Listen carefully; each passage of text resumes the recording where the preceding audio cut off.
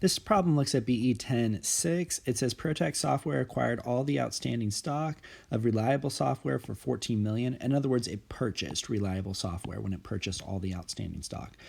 The book value of Reliable's net assets, which are the assets minus the liabilities, was $8.3 million, and that was the book value.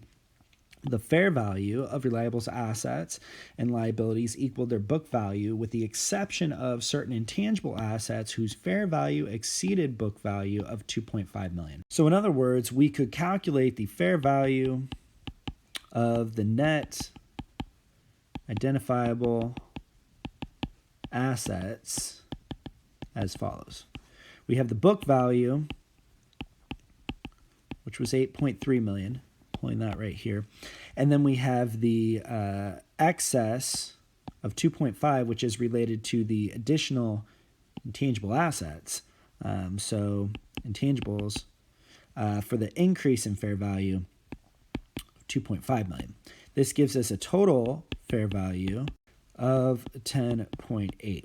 Okay, so now we have the book value, which was 8.3, and the fair value of 10.8. Let's read on the rest. It says calculate the amount of goodwill.